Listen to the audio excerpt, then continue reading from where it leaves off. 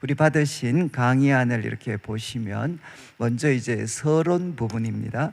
저희들이 이제 오늘부터 시작을 해서 다음 주 금요일까지 이제 11번 우리가 새벽에 말씀을 나누게 되는데, 이제 본문은 열왕기상 1장부터 11장이 됩니다. 1장부터 11장까지 이제 솔로몬에 대한 이야기를 살필 텐데, 이제 오늘은 그 솔로몬이 왕이 되는 이야기입니다. 왕으로 세워지는 이제 대관식부터 시작을 해서 이제 11장에 가면 이제 솔로몬의 삶이 마무리가 되는 이제 장례식까지, 그러니까 왕이 되는 대관식부터 이제 장례식까지 그의 인생을 같이 한번 우리가 볼 겁니다. 그리고 이제 두 번째 우리가 이런 내용들을 살펴보면서 먼저는 이제 앞부분이 주로 되겠죠. 이제 솔로몬의 그런 영적인 승리. 그래서 참 솔로몬이 하나님 앞에 이렇게 바르게 살아가는 이제 모습들도 살펴볼 거고, 그 다음에 이제 그 실패를 또 우리가 같이 목격을 할 겁니다. 그런데 뭐 어디까지가 성공, 어디까지가 실패 이렇게 볼 수는 없고, 이제 성공 가운데도 실패의 위험성들이 이렇게 놓여져 있고, 그리고 또 이제 그런 어떤 참 위험성들이 축적해서 어느 순간부터는 이렇게 몰락의 길을 걷게 되는 이제 그런 과정들. 그래서 우리는 뭐 앞부분은 이제 솔로몬이 아주 잘했는데 나중에 가서 이렇게 좀 문제가 생겼다라고 생각하지만, 요즘은 우리가 성경을 통해서 앞으로 관찰하겠지만 처음부터 이런 소위 씨앗들, 문제의 씨앗들이 이렇게 뿌려지는 과정들을 저희들이 좀 보게 될 겁니다. 그래서 이제 이런 솔로몬의 영적인 승리, 그리고 실패를 우리가 좀 목도를 하면서, 이제 성경은 우리에게 거울과 같은 역할을 하기 때문에 이제 지혜롭게 사는 법을 이제 우리가 배우는 것입니다. 그래서 구체적으로는 이제 하나님의 그 은혜를 통해서 솔로몬이 경험했던 이런 비극적인 몰락은 우리가 피해야 되겠죠. 그것을 피할 수 있는 우리가 참 눈을 가지고, 그 다음에 이제 하나님이 우리에게 주신 결국 돈, 그리고 성, 그리고 권력, 이제 앞으로 솔로몬 이야기에서 나타나게 될 세 가지 주제입니다. 돈, 그리고 성, 그리고 권력. 이것들은 하나님이 주신 선물이죠, 사실은. 그런데 이것들을 하나님의 영광을 위해서, 그러니까 나 자신이 아니라 하나님의 영광을 위해서 이제 사용하는 법들을 우리가 한번 알아가 보는 겁니다. 그리고 이제 또 우리가 이 말씀을 볼 때 이제 예수님께서 이제 그런 이야기를 하셨죠. 이제 예수님께서 자신에게 나오지 않는 그런 이스라엘 백성들, 또 특별히 예수님께서 많은 이적을 행했던 지역의 사람들을 책망하실 때, 야, 나중에 사람들이, 요나 당시에 니느웨 사람들이 너희를 책망할 거다. 아니, 요나 이야기를 듣고도 정말 사람들이 그 회개를 했는데, 요나보다 더 큰 이가 왔는데도 너희들이 거절했던 그것을 이제 책망할 거다. 또 하나, 남방의 이제 여왕, 우리가 솔로몬 이야기 후반부에 등장한 이제 시바 여왕이라고 이제 우리가 열왕기상에는 등장할 텐데, 그 남방의 여왕이 너희들을 책망할 거다. 그는 솔로몬에게 지혜를 알고 싶어서 그 먼 길을 달려왔는데, 그러면서 예수님이 자기 선언을 하시죠. 솔로몬보다 더 큰 이가 정말 여기에 있는데도 불구하고 너희가 나오지 않는 것에 대해서 책망을 합니다. 그러니까 예수님께서도 자신을 이렇게 설명하실 때 스스로가 솔로몬보다 더 큰 이다 라고 예수님은 자신에 대해서 말씀을 하셨습니다. 그래서 이제 이 어떤 솔로몬의 이야기를 통해 어쩌면 항상 염두에 두시는 것은, 이제 긍정적인 모습일 때는 이것보다 더 크신 분이 누구신가? 바로 예수님이시다 라는 관점에서 여러분들이 솔로몬의 이야기를 들으면, 그러면 이제 우리 예수님에 대해서도, 그리고 그 예수님께서 우리에게 베푸실 은혜에 대해서도 새로운 좀 관점들을 가지실 수가 있습니다. 그래서 이런 것들을 좀 염두에 두시면서 오늘은 이제 1장이 49절까지 있는 굉장히 방대한 내용인데 사실 내용은 간결합니다. 그래서 먼저 1절부터 시작을 해서 4절까지 말씀, 오늘은 성경을 보셔야 될 것 같습니다. 자막을 하려고 하니까 분량이 너무 많아가지고 여러분들이 성경을 보시면서 이제 1절은 이렇게 등장을 합니다. 다윗 왕이 나이가 많아 늙었다. 다윗 왕이 나이가 많아 늙었다.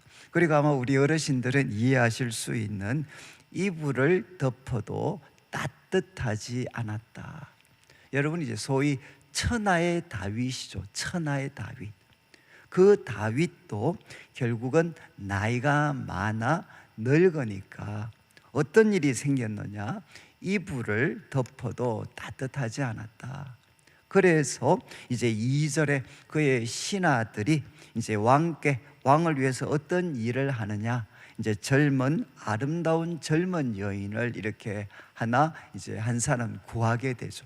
그리고 이제 그를 왕의 품에 두게 되는 이야기가 이제 2절과 3절에 나오고, 그리고 그 여인이 아마 내일 이야기에도 등장할 수넴 여자 아비삭, 이제 아비삭이라는 아름다운 그리고 젊은 여인을 이렇게 참 수소문해서 이제 늙은 다윗 품에 이제 안기우는, 그렇지만 마지막은 왕이 잠자리를 하지 않았다. 이제 이런 이야기로 이제 열왕기상이 등장을 합니다. 그러니까 오늘 말씀의 배경은 뭔가 하면 다윗 왕이 나이가 많았다는 거죠. 그리고 늙었다. 그리고 어떤 따뜻함과 그리고 활력도 유지할 수 없는 그런 상황에 이르렀다는 겁니다.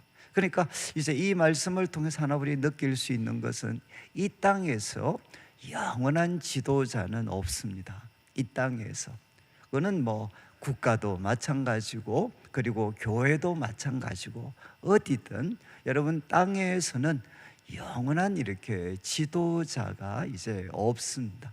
그리고 이제 참 천하의 다윗도 이제는 혼자서 몸을 가눌 수 없는, 그래서 여러분들이 다윗의 이때 나이가 어느 정도 되었겠는가?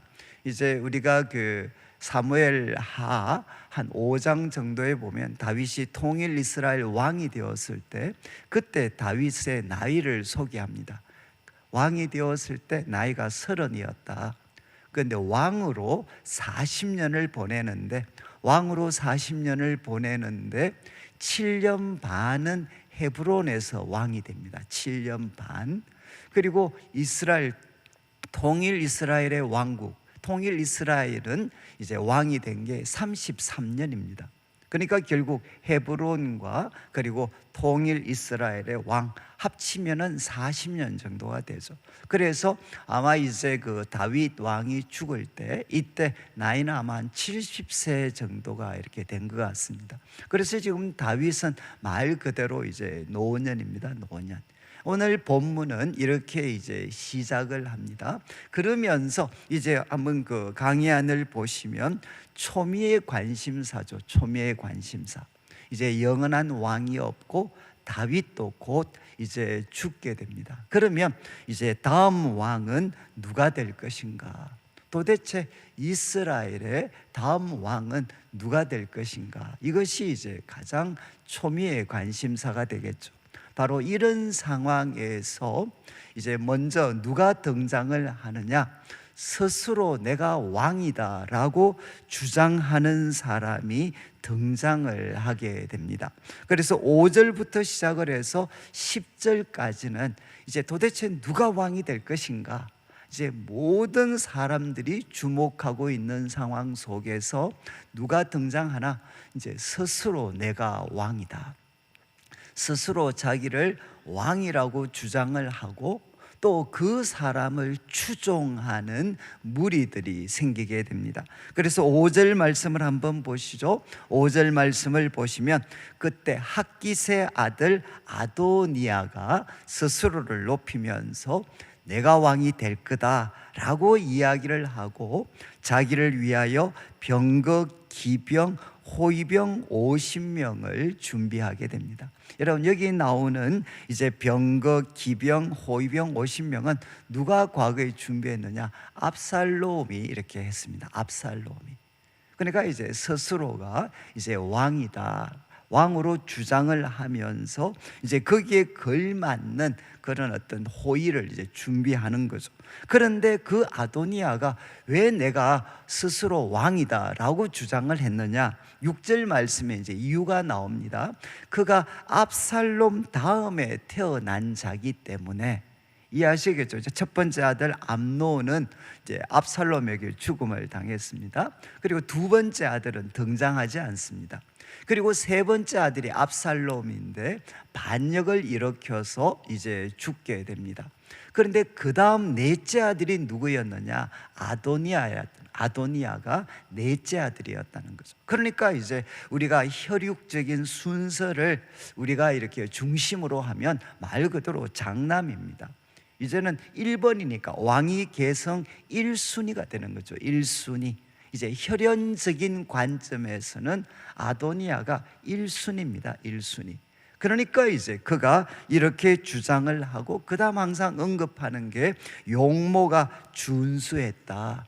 그리고 또 아버지가 야, 너 왜 이렇게 했냐 하면서 한 번도 섭섭한 게 한 적이 없었던, 그러니까 아버지의 참 사랑도 많이 받았고 용모도 참 준수했고, 그리고 이제 혈연적인 순서로도 가장 앞서 있었기 때문에 이제 아도니아가 내가 왕이 될 거다라고 이제 주장을 하게 됩니다.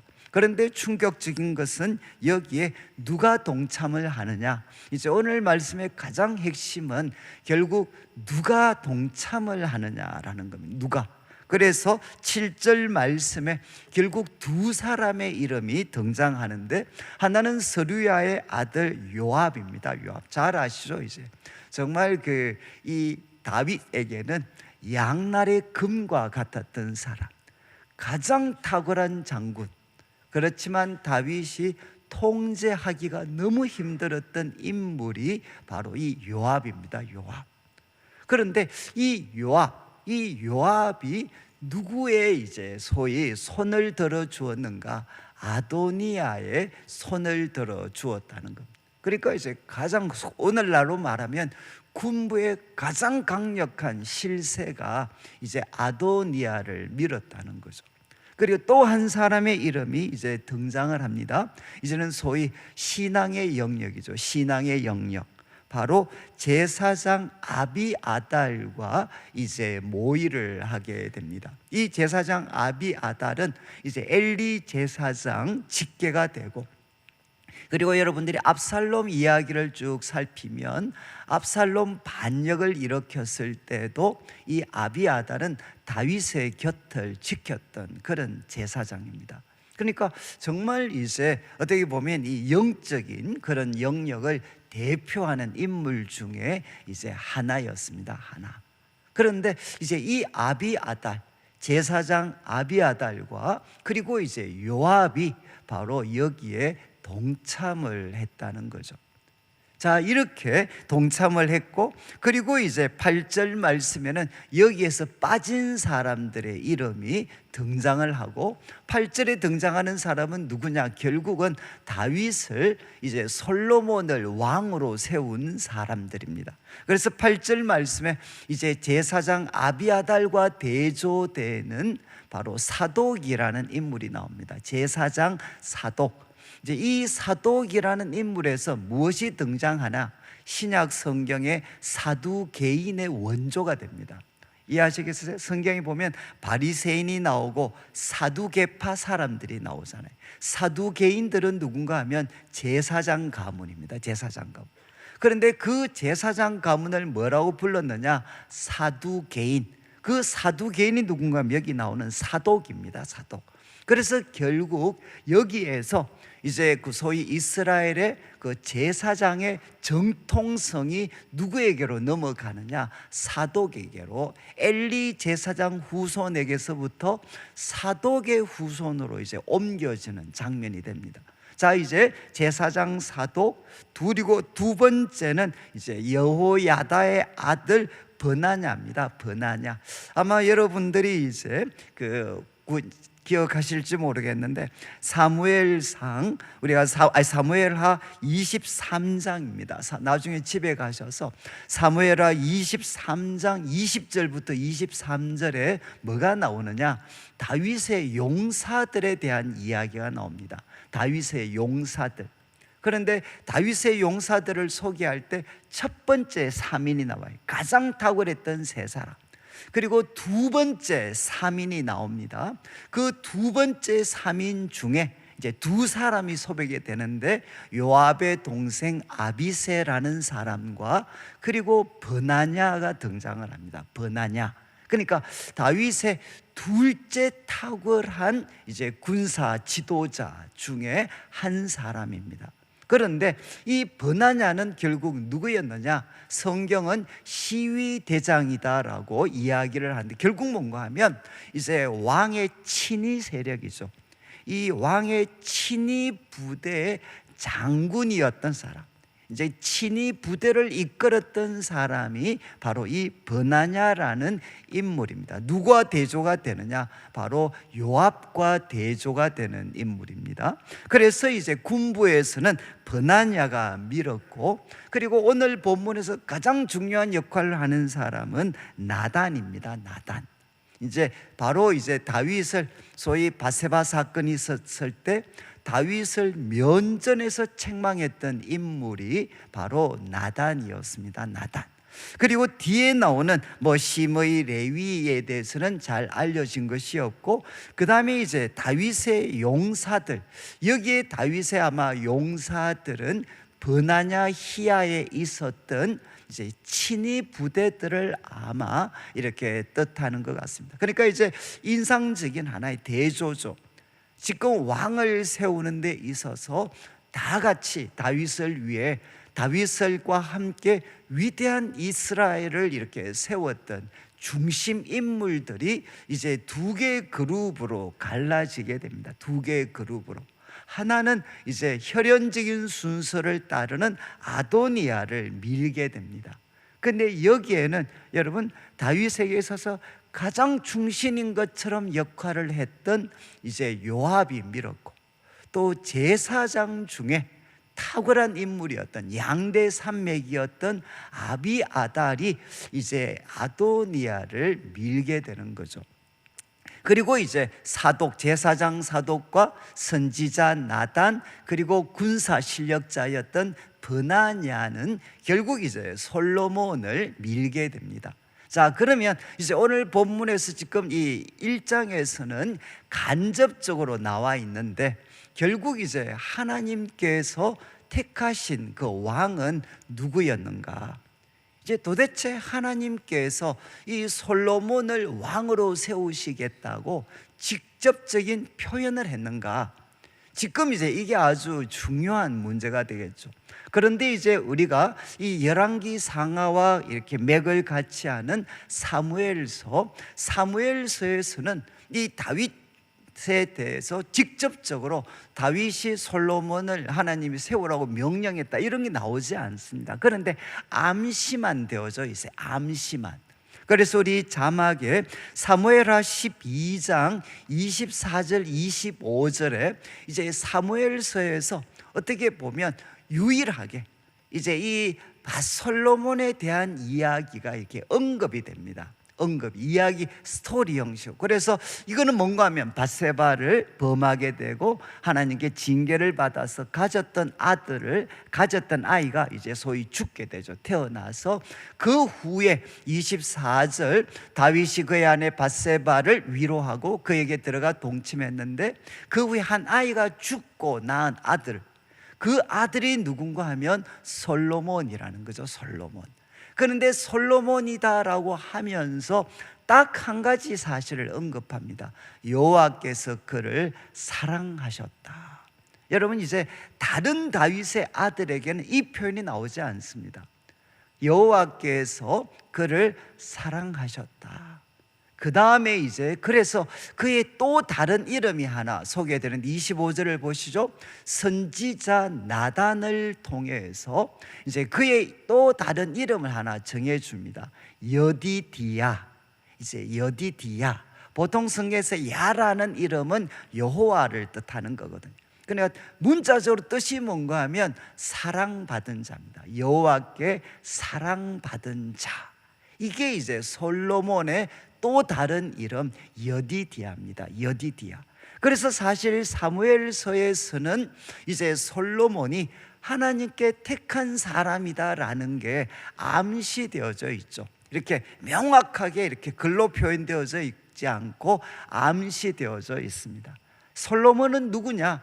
여호와께 사랑을 받은 사람이라는 것. 그런데 이제 역대기, 이제 이스라엘 백성들이 바빌론 포로에서 돌아와서 이스라엘 백성들의 정통성을 후손들에게 확인시켜 주기 위해서 기록한 성경이 역대상하입니다. 이제 열왕기상하의 관점은 왜 망했느냐라는 겁니다. 왜 망했느냐? 바벨론 포로를 겪으면서 왜 우리는 하나님의 백성인데 왜 망했느냐? 그 관점에서 쓰여진 것이 열왕기상하입니다. 그래서 이제 모든 관점이 망하는 것에 초점이 맞추어져 있어요. 그런데 역대상하는 언제 쓰여졌느냐? 바벨론 포로에서 돌아왔습니다. 바벨론 포로에서 돌아와서 새로운 이스라엘을 세워야 되니까 이제 이스라엘 백성들이 무엇을 가르치겠습니까?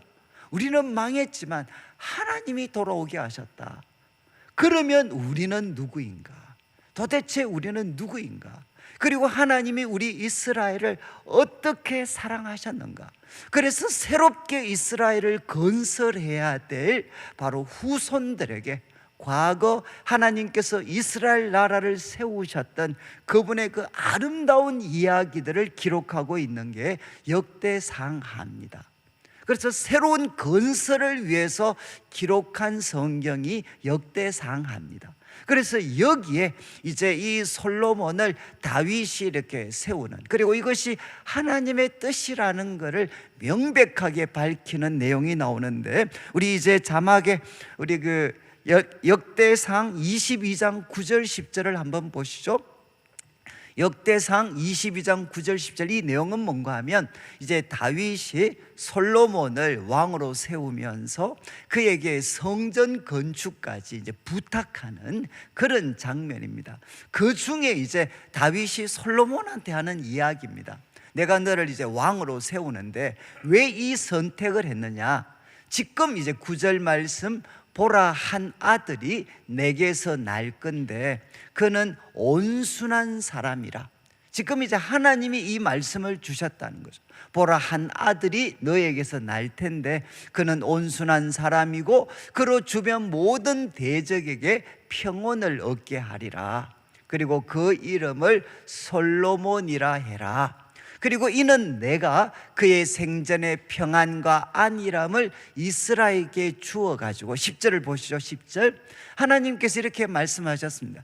그가 내 이름을 위하여 성전을 건축할 것이고 그는 내 아들이 되고 나는 그의 아버지가 되어서, 이 표현 이제 다윗 언약의 핵심입니다. 그는 내 아들이 되고 나는 그의 아버지가 되어서 그 나라 왕위를 이스라엘 위에 굳게 세울 것이다. 영원까지 이르게 할 거다. 이렇게 누가 말씀하셨느냐? 하나님께서 다윗에게 말씀하셨다는 것. 하나님께서 다윗에게 이렇게 말씀하셨기 때문에 바로 다윗이 지금 솔로몬에게 왕으로 세우면서 그에게 성전 건축을 부탁하는 내용이 역대상의 내용입니다. 제가 이제 이 말씀을 그냥 드리는 것은 뭔가 하면 이미 하나님께서는 이 다윗을 통해서 좀 있으면 이제 밧세바나 나단의 이야기가 나올 텐데 이미 하나님께서 솔로몬을 왕으로 세우셨다 라는 것을 아마 다윗에게 명확하게 하셨고, 그리고 이제 다윗을 가까이 했던 사람들은 이 사실을 알고 있었다라고 보셔야 돼요. 오늘 말씀은 지금 이제 그래서 이제 하나님께서는 다윗에게 말씀을 주셨고 또 다윗을 통해 표현이 되어졌습니다. 하나님이 세우신 다윗을 이어서 왕이 될 인물은 누구였느냐? 솔로몬이었다는 거죠. 솔로몬. 그런데 하나님께서 택하신 자가 솔로몬인데도 불구하고 누가 나타났느냐? 누가? 바로 아도니아가 혈연적인 순서에 근거해서 내가 왕이 되겠다라고 이야기하고, 또 하나는 무엇인가 하면 그를 따랐던 인물. 그런데 요압은 무엇이죠? 가장 이렇게 충신이지만 통제되지 않았던 인물. 그런데 요압도 하나님이 솔로몬을 택하셨다는 거 알았겠죠. 그렇지만 그는 결국 어떤 선택을 하느냐? 자기한테 맞는 선택을 합니다. 자기가 볼 때 좋은 선택을 합니다. 자기가 볼 때. 그리고 또 제사장 아비아달도 똑같죠. 하나님의 뜻을 분별하는 자리에 중심에 서 있었던 인물인데 그도 어떤 선택을 하느냐? 바로 하나님의 뜻에 부합되는 게 아니라 자기에게 좋은 선택을 하는 것입니다.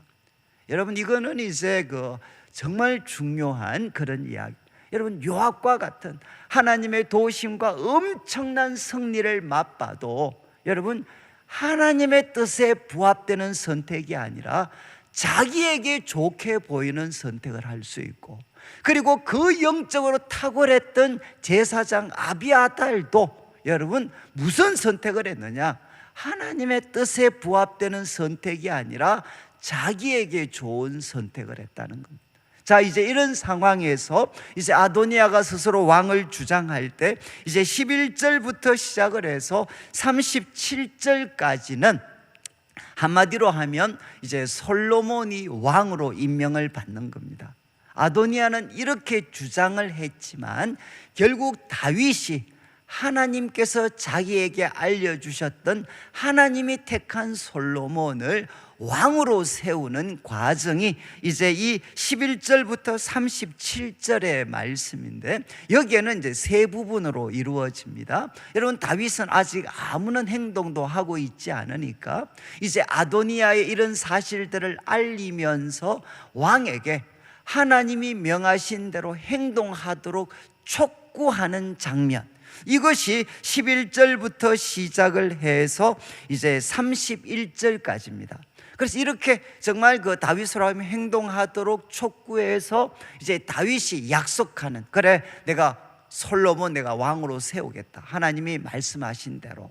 그 다음 이제 32절부터 40절까지는 이제 다윗이 솔로몬을 위해 대관식을 명령을 하고 그것을 실행에 옮기는 내용이 32절부터 40절입니다. 그리고 이제 41절부터 53절까지 나오는 내용은 무엇이냐? 이제 반응이죠, 반응. 바로 하나님께서 택하신 솔로몬이 왕으로 세워졌을 때 하나는 기뻐하는 무리들이 나오고 하나는 두려워서 떠는 무리들이 나오게 됩니다. 자, 그러면 시간이 많지 않으니까 우리 11절부터 시작을 해서 13절까지는 누가 첫 번째 움직이느냐? 11절 나단입니다. 나단. 여러분, 나단이 이제 이런 상황에서 첫 번째 행동을 하게 되는데 좀 의외이지 않습니까? 왜냐하면 여러분, 선지자는 누구라고 생각을 하죠? 하나님의 뜻을 알아서 백성들에게 알려주는 인물이라고 우리는 생각을 합니다. 그러니까 선지자는 하나님의 뜻을 알아서 백성들에게 알려주는 사람이라고 생각하는데, 여기 등장하는 선지자 나단은 무엇을 하고 있죠? 알려주고 있을 뿐만 아니라 일이 그쪽 방향으로 진행이 되도록 행동까지 하고 있습니다.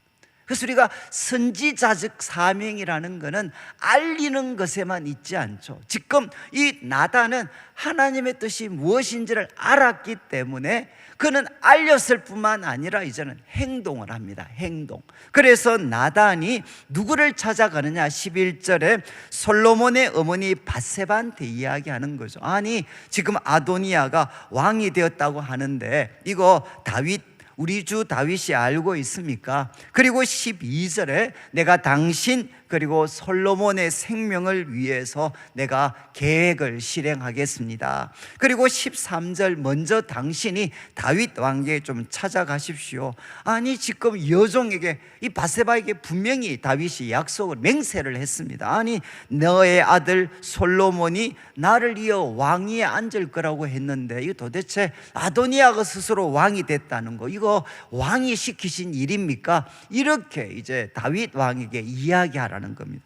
그러면 14절 자기도 따라 들어가겠다는 거죠. 자, 먼저 나단이 이제 밧세바를 찾아갔습니다. 그리고 밧세바에게 행동하도록 요청을 합니다. 그러니까 15절부터 시작을 해서 21절까지, 15절부터 시작을 해서 21절까지는 이제 밧세바가 다윗에게 찾아가는 거죠. 다윗에게. 그래서 17절을 여러분들이 보시면 이제 왕한테 대답을 합니다. 아니, 왕이 전에 여호와의 이름으로 맹세를 했지 않습니까? 여호와의 이름으로 너의 아들 솔로몬이 왕 될 거라고 맹세했는데, 아니, 지금 18절 아도니아가 왕이 됐습니다. 왕은 알지 못합니까? 그리고 누구는 초대하고 누구는 하지 않았습니다. 그리고 20절을 보시죠.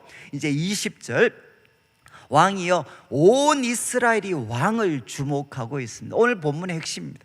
모든 이스라엘이 왕을 주목합니다. 누가 바로 왕을 이어 왕위에 앉을 자인지 공포하기, 왕의 입에서 나오는 이야기를 모든 백성들이 기다리고 있다는 겁니다. 지금 이제 누가 왕이 되는지 왕의 입에서 나오는 이야기를 기다리고 있습니다. 그리고 21절, 그렇지 않으면 나와 내 아들은 다 죽습니다. 이렇게 이야기할 때 이제 22절 누가 등장하나? 이제 나단이 등장하죠. 나단. 이제 나단이 등장을 해서 똑같이 왕한테 예의를 표하고 24절에 또 같은 이야기를 합니다. 아니, 내 주께서 아도니아가 왕이 될 거다, 이렇게 이야기하셨습니까?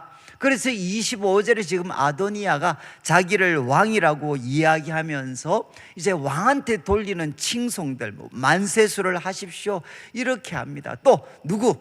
바로 나와 제사장 이제 사독 브나냐 솔로몬은 초청하지 않았습니다. 그리고 27절, 아니, 이게 왕의 뜻이라면 어떻게 저한테 알려주시지를 않았습니까? 이렇게 다윗이 이야기를 합니다. 자, 이제 27절까지 결국은 나단과 그리고 밧세바가 이제 다윗에게 이렇게 이야기를 합니다. 그러니까 이제 28절 다윗 왕이 행동을 합니다. 여러분, 다윗 왕이 이제 명령해서 밧세바 부르도록 하고 그 앞에 서니까 29절 이제 다윗이 맹세를 하죠. 맹세. 내가 여호와의 그 이름으로 내 생명을 모든 환난에서 구원하신 여호와께서 살아계심을 두고 맹세하는데, 30절 내가 이전에 이스라엘 하나님 여호와를 가리켜 내게 맹세하여 이르기를, 과거에 분명히 이제 다윗은 이야기했던 거죠. 하나님의 이름으로 너의 아들 솔로몬이 반드시 나를 이어 왕이 되고 내 왕에 앉을 거다, 내가 맹세했는데 이제 그것을 오늘 실행하겠다는 거예요. 내가 오늘 실행하겠다, 이렇게 선언을 하고 31절 이제 이 밧세바가 왕한테 예를 표현을 합니다. 먼저 이제 밧세바에게 이야기한 다음에 이제 32절부터 보시죠. 32절 이제 왕이 신하들에게 부탁을 합니다. 32절 앞에서 등장했던 사독 나단 브나냐를 이렇게 부르고, 그리고 33절 이제 33절의 인상적인 표현을 잘 보십시오. 이제 뭐라고 명령하느냐? 너희는 주의 신하들을 태우고 내 아들 솔로몬을, 중요한 표현, 내 노새입니다. 나의 노새. 지금 아까 아도니아도 노새가 있었잖아요. 노새. 근데 지금 다윗 왕은 그 충신들 척건들에게 무엇을 명령? 나의 노새에다가 솔로몬을 세워라. 아도니아는 자기의 노새, 자기가 준비한 노새에 자기를 태웠지만 이제 다윗 왕은 솔로몬을 나의 노새에다가 그를 태워라. 그리고 기온으로 내려가고, 그리고 34절 제사장 사독 선지자 나단은 뭐합니까? 기름을 부어라. 기름을 부어. 이제 기름을 붓는 게 바로 메시아입니다. 그리스도입니다. 그리스도. 기름을 부어 왕으로 삼아라. 그리고 그를 향해 만세를 불러라. 그리고 35절 기온은 제일 에루살렘은 제일 밑에입니다. 이제 그와 함께 에루살렘으로 올라가라는 거죠. 올라가서 이제 나를 대신하여 그를 왕위에 앉혀라. 이렇게 이제 그를, 그리고 그러면서 35절 마지막, 내가 그를 세워 이스라엘과 유다의 통치자로 지명했다. 그래서 다윗이 이제 선언을 합니다. 그 충신들에게 이제 솔로몬의 대관식을 명령을 하죠. 명령. 그러니까 36절과 7절 충신 중에 한 명이었던 버나냐가 이렇게 아멘이라고 하면서 하나님도 이렇게 말씀하시기를 원합니다. 그리고 이제 37절 이렇게 이야기하죠. 여호와께서 내 주 왕과 함께 계신 같이 솔로몬과 함께 계셔서 그 왕위를 내 주 다윗 왕의 왕위보다 더 크게 하시기를 원합니다. 이렇게 버나냐가 이제 반응을 하게 되는 거죠. 여러분이 이제 정말 중요한 표현입니다. 하나님께서 다윗과 함께 했던 것처럼 바로 솔로몬과도 함께 하셔서 그의 왕위가 왕보다도 더 크게 되기를 원합니다. 이렇게 버나냐가 이제 고백을 합니다. 그리고 38절부터는 이제 다윗이 명령한 대로 이제 왕을 세우는 장면입니다. 그래서 38절부터 40절에 똑같이 이제 38절 마지막 보시죠. 다윗 왕의 노새에다가 이제 솔로몬을 태웁니다. 그리고 39절 이제 제사장 사독이 어떻게 하느냐? 이제 솔로몬에게 기름을 붓습니다. 그리고 모든 백성들은 이제 만세수를 하십시오 그러면서 칭송을 합니다. 그리고 40절 명령한 것처럼 백성들이 같이 올라오게 됩니다. 같이 올라와서 이제 솔로몬을 왕위에 앉도록 하게 되는 거죠. 자, 그래서 40절까지 결국은 이런 긴박한 상황 속에서 나단의 도움을 통해 밧세바가 다윗을 만나고 나단이 이야기를 해서 이제 다윗은 하나님이 자기에게 말씀하신 대로 이제 실행에 옮깁니다. 그래서 솔로몬을 왕으로 세우죠. 그리고 그의 노새에다가 태우고 그리고 기름을 붓습니다. 그리고 이제 같이 올라가서 왕위에 앉히게 됩니다. 자, 이제 다윗이 솔로몬을 이제 왕으로 세웠습니다. 이제 중요한 것은 반응입니다. 반응. 이제 41절부터 나오는 내용은 이제 하나님이 선택하신 솔로몬을 왕으로 세워지게 될 때 이제 두 가지 반응이 나오게 됩니다. 두 가지 반응. 첫 번째는 결국 어떤 반응이냐? 기뻐하는 자들의 반응이죠. 기뻐하는 자들. 이미 우리가 살폈던 것처럼 36절부터 보면 이제 백성들은 기뻐합니다. 자, 그런데 41절 이제 백성들은 기뻐하지만 41절 아도니아와 그의 함께한 사람들이 이제 먹기를 마칠 때 너무 시끄러우니까 아니 이거 무슨 일이냐. 그럴 때 42절 제사장 아비아달의 아들 요나단이 옵니다. 그래 너는 기쁜 소식 전해주는 사람이니까 무슨 일이냐. 그럴 때 43절 충격적인 소식을 듣게 되죠. 다윗 왕이 솔로몬을 왕으로 세우셨습니다. 그리고 44절에 똑같이 앞에서 중요한 인물들 언급하면서 왕의 노새, 44절 마지막에 왕의 노새에다가 솔로몬을 태웠습니다. 45절 또 사독과 나단이 기름을 부었습니다. 그리고 46절 솔로몬을 왕위에 앉혔습니다. 그리고 어떻게 했느냐? 왕의 신하들은 다윗 왕을 축복하면서 바로 그의 왕위가 더 크게 되기를 기원하고 있습니다. 그리고 이제 그 이야기 들었을 때 48절은 다윗 왕이 그 늙은 몸이지만 침상에서 몸을 굽히고 하나님을 찬송하면서 하나님이 내 왕위에 앉을 자를 눈으로 보게 하셨다, 이렇게 소식을 전해주죠. 그러니까 이제 49절 아도니아와 그에 함께한 사람이 다 도망을 가게 되고 살려달라고 이제 아도니아가 제단 뿔을 붙잡는 장면, 그리고 이제 솔로몬이 그에게 한 번에 또 다른 기회를 주게 됩니다. 한 번 기회를 주면서 그를 돌려보내는 이야기로 오늘 본문이 이제 마무리가 되고 있습니다. 여러분, 결국 오늘 말씀을 통해서 하나 깨닫는 것은 무엇이죠? 이제 누가 왕이 되느냐? 누가 왕이 되느냐? 여러분, 여러 가지 혈연적인 조건 그리고 스스로 주장해서 왕이 되는 게 아닙니다. 하나님께서 택하신 자가 이제 왕이 되었고, 그리고 두 부류의 사람이 있죠. 정말 이렇게 열심히 이스라엘을 세웠는데 결국은 하나님의 뜻이 아니라 자기에게 좋은 길을 선택하는 사람이 나오고, 또 한쪽은 누굽니까? 하나님의 뜻이 세워지도록 선택하는 사람이 나옵니다. 이거는 이제 리더십이 교체할 때마다 일어나는 일이죠. 저는 아마 제가 좀 주제 넘는 말이지만 저도 이제 뭐 이렇게 또 사역을 마무리하고 그 다음 또 리더십이 세워지게 될 때 저는 참 우리 교회에서 이런 일이 일어나지 않도록 여러분 참 이렇게 같이 주님의 몸된 교회를 섬긴다고 같이 노력했는데 나한테 좋은 사람을 선택하는 소위 과오를 범하지 않도록 누가 세워져야 되겠습니까?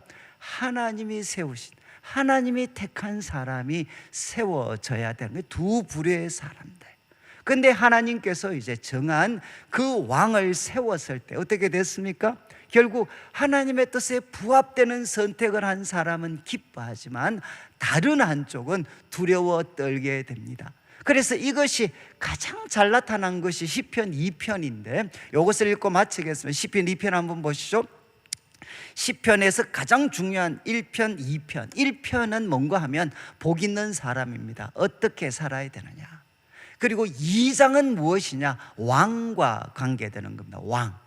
그래서 이제 2장 시편 2편에 어찌하여 이방 나라들이 분노하고 민족들이 헛된 일을 꾸미는가. 2절을 보시죠. 세상의 군왕들이 나서서 가는들이 꾀하여 여호와와 그의 기름 부음 받은 자를 대적하고 3절 말씀 우리가 그들의 맹것을 끊고 그 결박을 벗어버리자. 결국 이 말은 무엇이냐? 우리가 원하는 자를 왕으로 세워야 된다는 거예요. 하나님이 선택한 사람이 아니라 세상의 군왕들과 요압, 아비아달 다 뭉쳐서 우리가 원하는 왕을 세우자라고 이야기하는데 4절 말씀 하나님의 반응 하늘에 계신 이가 웃으시며 주께서 그들을 비웃으시리로다. 그러면서 5절에 뭐라고 이야기하나? 그때 하나님이 분을 발하여 진노하고 놀라게 하면서 6절 이렇게 이야기하십니다.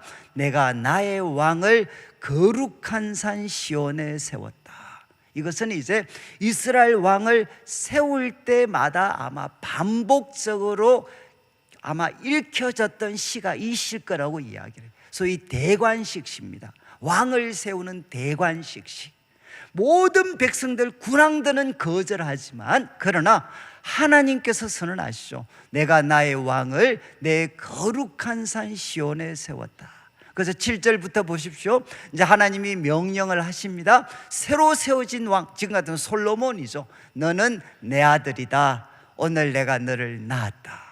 하나님이 그를 왕으로 임명하십니다. 그리고 8절 말씀에 이제 나한테 구해라. 내가 너한테 소유를 땅 끝까지 주겠다. 그리고 9절 말씀을 보십시오. 내가 철창으로 대적하는 자들을 깨트릴 거다. 그리고 10절 말씀 그러니까 이제 군왕들아 지혜를 얻어라. 이제 오늘 말씀의 결론입니다. 지혜를 얻어라. 교훈을 받아라. 그러면서 그 내용이 무엇이냐? 11절, 바로 왕을 선택해야 되는 순간에 여호와를 경외함으로 섬기고 떨며 즐거워하는데, 12절 결론입니다. 그의 아들에게 입맞추라. 그의 아들이 누구죠? 바로 하나님이 택하신 왕입니다. 하나님이 택하신 왕, 그의 아들에게 입을 맞추어라. 그렇지 않으면 진노하심으로 너희가 망하게 될 거다. 여러분, 오늘 말씀의 이제 결론은 결국 여러분, 하나님이 세우신 왕은 시간이 없어서 누군가, 지금 우리가 살고 있는 시대에 바로 그리스도십니다. 여러분들이 제가 지금 기록해 놓은 예수 그리스도의 기름 부음, 이제 그 강의한 마지막을 보시면 그리스도의 대관식이라고 해서 그리스도의 기름 부음, 우리 마태복음 너는 내 사랑하는 아들이요 내가 너를 기뻐한다, 성령으로 기름 부었죠. 그것은 무엇이겠습니까? 그분을 하나님이 왕으로, 구원자로 임명하시는 사건입니다. 그리고 그분은 십자가에 죽으시고 부활하심으로 골로새서에서 살폈던 것처럼 승리하셨습니다. 그리고 우리 예수님을 믿는 분들이 지금 오해하고 있는 게 뭐냐? 하나님이 성천하셨어요. 하늘에 오르셨습니다. 하늘에 오르셨어요. 이 하늘에 오르신 것을 무엇이라고 이야기하느냐? 이제 우리 예수님은 다시 오실 때까지는 이 세상과는 관련 없는 사람이 되었다라고 예수님의 성천을 이해하시는 분들이 많습니다. 이제 소위 지구를 떠나셨잖아요. 세상과 관련된 일이, 관련이 없는 분이 되셨다라고 생각을 하는데 그게 아니고, 성천이 가지는 의미는 무엇이냐? 바로 대관식입니다. 대관식. 그러니까 이제 우리 빌립보서 2장 9절부터 11절을 한번 보시죠. 2장 9절부터 11절, 하나님이 예수님을 지극히 높이셨죠. 죽으시고 다시 살리신 예수님 지극히 높이셔서 모든 이름 위에 뛰어난 이름을 주셔서 10절 말씀, 바로 모든 것들이 예수님의 이름에 꿇게 하셨죠. 이게 뭔가 하면 예수님의 성천, 바로 그분을 하늘에 앉히시는 겁니다. 그래서 시편에서, 여러분 시편 2편과 함께 예수님과 관련해서 가장 많이 인용되는 말씀이 시편 110편 1절 한번 비추어 주시면, 이제 시편 110편 1절, 이 유명한 말씀인데 하나님께서 예수님을 향해 이야기합니다. 내가 너를 내 원수로 발판되기까지 너는 내 오른편에 앉아 있어라. 이거는 무슨 용어냐? 대관식입니다. 대관식. 바로 하나님께서 바로 그의 거룩한 자를 자기 오른편 왕으로 임명하시는 사건입니다. 여러분, 예수님이 누구시냐? 하나님이 세우신 왕입니다. 지금 우리가 살고 있는 시대는 아도니아처럼 스스로를 왕이라고 주장하는 수많은 사람들이 있습니다. 그러나 오늘 말씀의 결론적인 질문은 누구냐? 누가 왕인가? 그것은 하나님이 세우신 자가 왕입니다. 아무리 아도니아가 따르고 능력 있는 요압과 아비아달이 그를 민다고 할지라도 누구의 입에서 나오는 사람이 왕이 되느냐? 하나님이 주셔서 다윗의 입에서 나오는 사람이 왕이 되는 것처럼, 여러분 스스로 왕이라 주장하는 사람들 많지만 하나님이 세우신 왕은 누구시냐? 바로 예수 그리스도십니다. 하나님 보좌 우편에 앉아 계신 그분이 바로 만왕의 왕이고 만주의 주가 되셔서 지금도 역사를 주관하고 계시는 분이십니다. 우리 성도들은 어떻게 살아야 되느냐?